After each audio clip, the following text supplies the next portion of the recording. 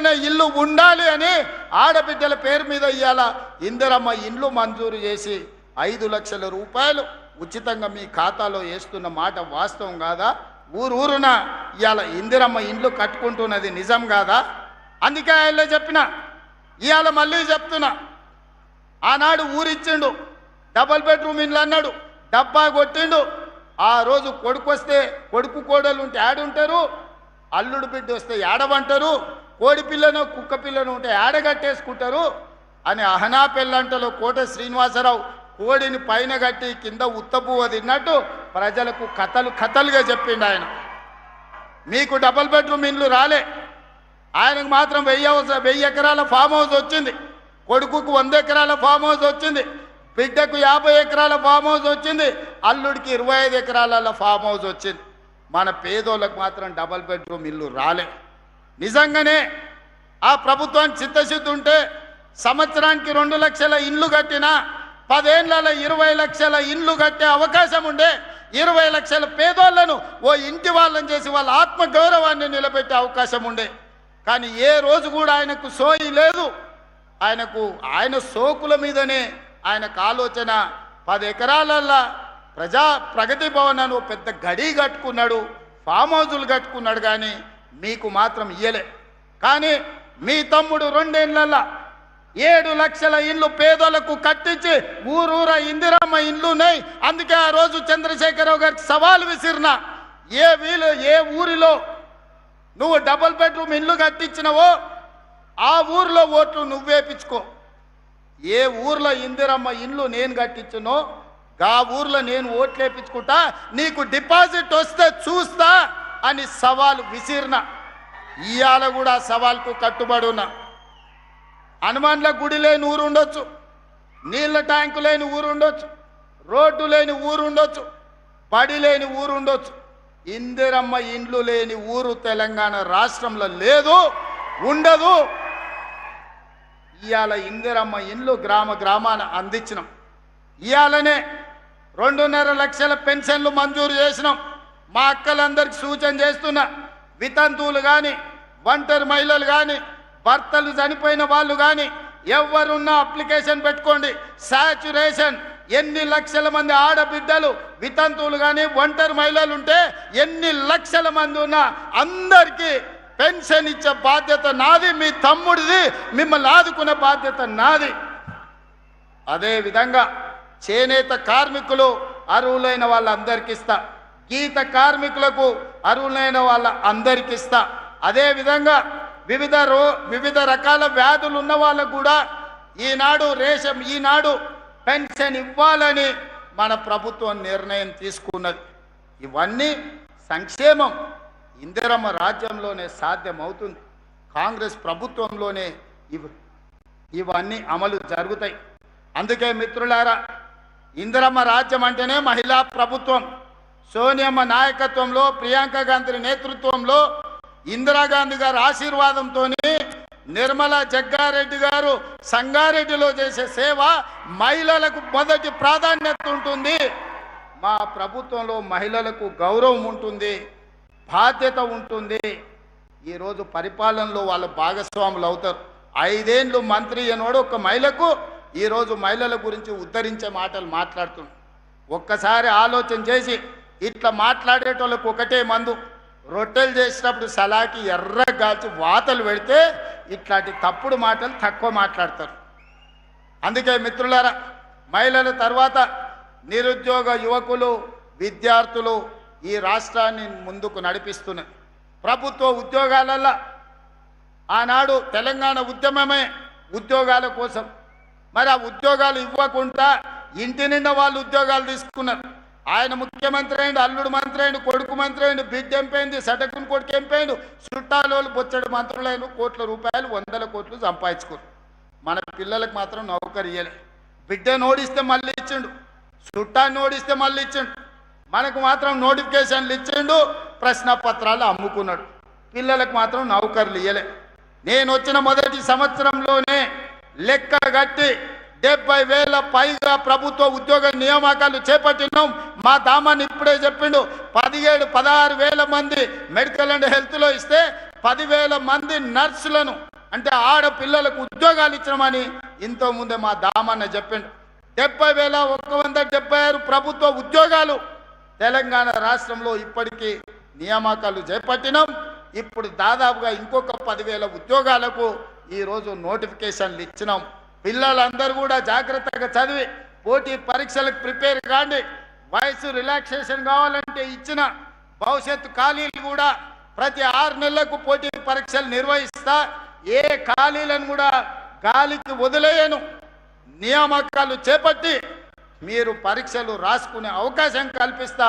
నిరుద్యోగ యువకులకు నా సూచన ఒక్కటే, వాడో వీడో వస్తాడు, రెచ్చగొడతాడు, మాయ మాటలు చెప్తారు, మందు పెట్టినట్టు పట్టుకపోతారు. మీరు చూసిండ్రు కదా, ఎలా అగ్గిపెట్టే రావు, అఘోర రావు, అగ్గిపెట్టే రావు 100 పెట్టి సీస నిండా పెట్రోల్ తెచ్చుకోండు. 10 పైసలు అగ్గిపెట్టే మర్చిపోయిండు. పెట్రోల్ పోసుకొని డ్రామా బాగా చేసిండు. మా మీడియా మిత్రులు కూడా మా ఊరు 6 అడుగులు ఉన్నాడు, తాటి చెట్టు లెక్క ఏదో చేసినట్టు ఉన్నాయని అన్ని టీవీలలో చూపించారు. పిల్లలు చూసి ఆవేశానికి లోనయ్యి శ్రీకాంతాచారితో మొదలు పెడితే కానిస్టేబుల్ కిష్టయ్య, ఈశాన్ రెడ్డి, వేణుగోపాల్ రెడ్డి, సురేష్ నాయక్ ఇట్లా చెప్పుకుంటూ పోతే 1200 మంది పిల్లలు ఆత్మ బలిదానాలు చేసుకున్నారు. నిట్ట నిలువున్న తన తనువులను కాల్చుకొని తెలంగాణ రాష్ట్రాన్ని సాధించారు. మరి 100 రూపాయల పెట్రోల్ తెచ్చుకున్న చుట్టాలలో ఎవడన్నా అగ్గిపుల్లతోనన్నా చిన్న కాల్చుకున్నాడా? రెచ్చగొట్టి ప్రజల ప్రాణాలు తీసుకోవడంలో నెంబర్ 1. అందుకే ఈనాడు మళ్ళా పిల్లల్ని రెచ్చగొట్టాలి. కోల్పోయిన అధికారాన్ని సాధించుకోవాలంటే పిల్లల్ని రెచ్చగొట్టాలి. వాళ్ళు శవాలుగా మారాలి. ఆ శవాలనే పునాదులుగా చేసుకొని అధికారంలోకి రావాలని కుట్రలు చేస్తున్నారు, పెట్టుబడులు పెడుతున్నారు. నేను మీ అన్నగా చెప్తున్నా, రేవంత్ అన్నగా మీకు మాట ఇస్తున్నా. మాట ఇస్తే మట్టిలో కలిసే వరకు మాట కోసం నిలబడే నాయకుడు ఎవరైనా ఉన్నారంటే ఇందిరాగాంధీ, సోనియా గాంధీ, రాహుల్ గాంధీ వాళ్ళ నాయకత్వంలో నేను, జగన్న, ఉత్తమన్న, మహేష్ గౌడ్ గారు కలిసి పనిచేస్తున్నాం. మీకు ఉద్యోగాలు ఇచ్చే బాధ్యత మాది, మిమ్మల్ని ఆదుకునే బాధ్యత మాది. దుర్మార్గులు, కుట్రదారులు మీ దగ్గరకు వస్తారు, ఉన్నవి లేనివి చెప్తారు. వాళ్ళ మాయలో పడకండి. వాళ్ళు మాయగాళ్ళు, మాయ లేడీ లాంటి వాళ్ళు. మనల్ని మభ్యపెట్టి మన ప్రాణాలను అధికారం కోసం వాడుకోవాలని చూస్తున్నారు. మీరు పోటీ పరీక్షలకు ప్రిపేర్ అవ్వండి. అన్ని పరీక్షలు నిర్వహించే బాధ్యత నాది. ఫీజు రియంబర్స్మెంట్ గురించి మాట్లాడుతున్నారు. 8,000 కోట్ల రూపాయలు అప్పులు పెట్టి ఫీజు రియంబర్స్మెంటు, ప్రభుత్వ ఖజానా మీద 8,11,000 కోట్ల రూపాయల అప్పులను మోపి తెలంగాణ రాష్ట్రాన్ని దివాలా తీపిచ్చి, దివాలా తీసిన ప్రభుత్వాన్ని విధ్వంసమైన తెలంగాణను మాకు అప్పచెప్తే విధ్వంసం నుంచి వికాసం వైపు నడిపించడానికి 8,11,000 కోట్ల రూపాయలు మీరు చేసిన అప్పులకు తప్పులకు మిద్దీలు ప్రతి సంవత్సరం 75,000 కోట్ల రూపాయలు ఇవాళ నేను కడుతున్నా. ఈ లెక్క నేను చెప్పింది కాదు, క్యాగ్ నివేదికలు చెప్తున్నాయి. పాత్రికేయ మిత్రులారా, 3 లక్షల కోట్ల రూపాయలు 32 నెలల్లో వాళ్ళు చేసిన అప్పులకు కట్టాల్సిన పరిస్థితి వచ్చింది. సంవత్సరానికి 75,000 కోట్ల రూపాయలు అన్నం తిన్నా తినకపోయినా, నిద్రపోయినా పోకపోయినా సంవత్సరానికి కేసీఆర్ గారు చేసిన అప్పులకు తప్పులకు 75,000 కోట్ల రూపాయలు కట్టుకుంటూ వస్తున్నా. నాడు మొంగిపోయినా అప్పిచ్చినోడు ఊరుకోడు, నిలబెట్టి వసూలు చేస్తాడు. అవి కట్టుకుంటూనే ఆర్థిక సంక్షోభాన్ని ఎదుర్కొంటూనే అప్పుల ఊబిలో నుంచి బయటకు వస్తూ తెలంగాణ రాష్ట్రాన్ని అభివృద్ధి పదం వైపు నడిపించే ప్రయత్నం చేస్తున్నాం. సంక్షోభంలో ఉన్న సంక్షేమాన్ని ఈరోజు సంక్షేమం వైపు సంక్షోభంలో నుంచి బయటికి తెచ్చి సంక్షేమ పథకాలను ఈరోజు అమలు చేసి విధ్వంసమైన తెలంగాణను వికాసం వైపు నడిపించడానికి నిరంతరం ప్రయత్నం చేస్తున్నాం. ఓ పూట ఆలస్యం కావచ్చు కానీ మీ హక్కును ఏది కాదనం, మీ అవకాశాలను ఏది తొలగించం. మీకు కావలసిన మంచి పరిపాలన అందించే బాధ్యత ఈరోజు తెలంగాణ రాష్ట్ర ప్రభుత్వం తీసుకుంటుంది. అందుకే మిత్రులారా, ఈనాడు ఆలోచన చేయండి. 10 సంవత్సరాల బీఆర్ఎస్ పాలన, 12 సంవత్సరాల బీజేపీ పాలన, 2 సంవత్సరాల మా పరిపాలనను అంచనా వేయండి.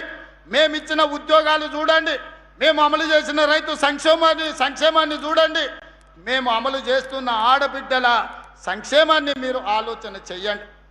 ఈరోజు 30 సంవత్సరాలు అపరిష్కృతంగా ఉన్న ఎస్సీ కేటగరైజేషన్ సాధించింది మొత్తం దేశంలోనే తెలంగాణ మొదటి రాష్ట్రం. 100 సంవత్సరాల క్రితం నుంచి బలహీన వర్గాల లెక్కలు లేవు. దేశంలో కోళ్లకు, కుక్కలకు, పందులకు, మేకలకు కనిపించిన దానికల్లా లెక్క ఉంది. మా బలహీన వర్గాల సోదరులను లెక్క కట్టాలని ఎవ్వరికి కనికరం రాలే. కానీ మా మహేష్ గౌడ్ గారు అధ్యక్షుడైనాక పొన్నం ప్రభాకర్ గారిని పెట్టి తెలంగాణ రాష్ట్రంలో బీసీ కులగణన చేసి లెక్క కట్టి లెక్క తేల్చి దేశం ప్రధానమంత్రి మీద ఒత్తిడి తీసుకొస్తే ఈరోజు జనగణనలో కులగణన చేయాల్సిన పరిస్థితి మోడీ గారికి కల్పించి దేశంలో మొదటిసారి కులగణన చేయడానికి పునాదులు వేసింది తెలంగాణ రాష్ట్రం. అందుకే రైతుల సంక్షేమమైన, ఆడబిడ్డల అభివృద్ధి అయినా, నిరుద్యోగ విద్యార్థుల ఉద్యోగ ఉపాధి అవకాశాలైనా, సామాజిక సమస్యలకు పరిష్కారమైన ఈనాడు మన ప్రభుత్వంలోనే మనమే సాధించుకున్నాం. ఈరోజు విధ్వంసం నుంచి వికాసం వైపు నడిపిస్తున్నాం. 2034 వరకు మీ ఆశీర్వాదం నిండుగా ఉండాలి. మనసు నిండా, గుండెల నిండా ఇందిరమ్మ రాజ్యం రావాలనే ఆకాంక్ష ఉండాలి.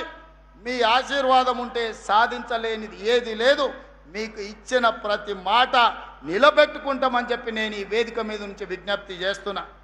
అన్ని కుట్రలు చేసిరు, కుతంత్రాలు చేసిరు, పన్నాగాలు వండిరు, టీవీలలో చూపించారు, సోషల్ మీడియాలో పెట్టారు. ఇక శాతం అయితలేదని నిన్నమన్న ఒక ఆయన పోయిండాయా, తమిళనాడు రాష్ట్రం పోయిండు, కర్ణాటక రాష్ట్రం పోయిండు. ఏమైనా మంచి కోరుతాడు అనుకున్నా, మంచి కోరలే, అఘోర పూజలు చేస్తున్నాడా. ఇంత ఘోరం ఎక్కడ నన్ను ఉంటుందా? అసలు మడిసన్నోడు 10 ఏళ్ళు మంత్రిగా చేసినోడు, అన్నం తినేటోడు ఎవడన్నా ఈ రాష్ట్రంలో కరువు రావాలి, రైతులు చచ్చిపోవాలి, సంక్షోభం రావాలి, ప్రభుత్వం కూలిపోవాలి, మొత్తం రాష్ట్రం అల్లకల్లోలం అయిపోయి శవాల మీద అధికారంలోకి రావాలని అఘోర పూజలు, అర్ధరాత్రి పూజలు, ఇంత దుర్మార్గుడు ఎవడన్నా ఉంటాడా? నా మీదనో మా మహేష్ గౌడ్ మీదనో చేతబడి చేసిందంటే మేము ఎట్లనన్నా ఎదుర్కొంటాం. ప్రజల మీద చేతబడులు చేసేదేంది? ఇట్లాంటి వాళ్ళు ప్రజా జీవితానికి అర్హత ఉన్నదాన్ని నేను అడుగుతున్నా.